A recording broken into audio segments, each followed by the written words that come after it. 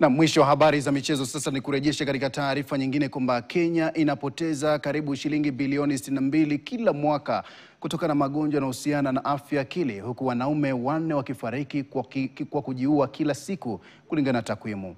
Mwezi wa Novemba hutumiwa na uhamasishaji wa afya akili kwa wanaume kwa kuzingatia kupunguza unyanyapaa kuhusu masuala ya afya akili na kuwahimiza wanaume kutanguliza ustawi wa akili.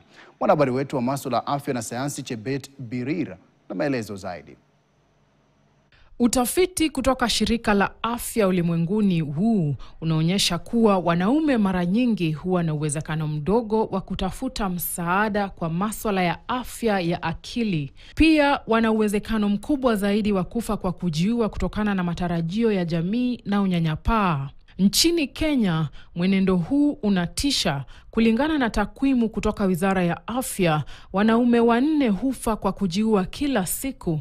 Kenya inapoteza takriban shilingi bilioni 62 kila mwaka kutokana na masuala ya afya ya akili, hali ya mfadhaiko ama depression na wasiwasi ama anxiety pekee husababisha kupoteza siku bilioni 12 za kazi kila mwaka duniani kote. Masuala ya afya ya akili yanaathiri takriban watu milioni 3.7 walio kazini nchini Kenya. Wanaume wanajumuisha asilimia 87 hadi 90 ya idadi ya wafungwa, mara nyingi kutokana na uhalifu uliofanywa kama matokeo ya matatizo ya akili. Wale wengi wamefungwa. Tukifanya assessment yetu, tunaona ni mambo walifanya wakiwa wamekasirika, wakiwa walevi, wakiwa kwa hali ambao hakuwa wanajielewa.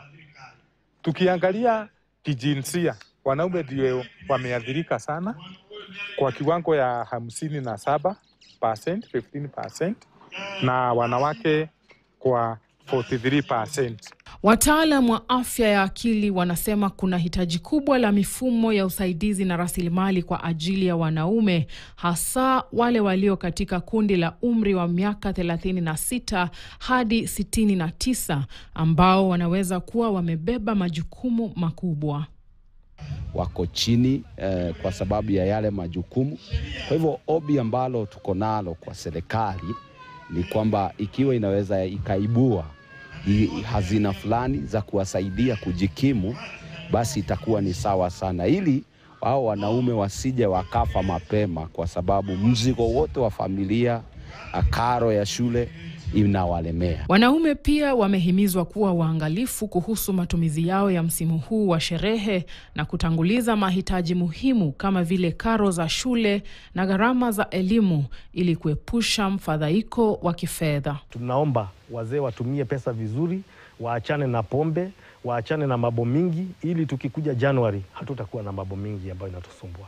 Chebet Birir, KTN, Nairobi. Na mtazamaji, kwa taarifa hiyo ndipo nakamilisha taarifa zetu za KTN leo weekendi Jumamosi ya leo. Jina langu ni Sam Amani, mwenzangu kwa lugha ishara amekuwa Merisha Owiti. Usiku mwema.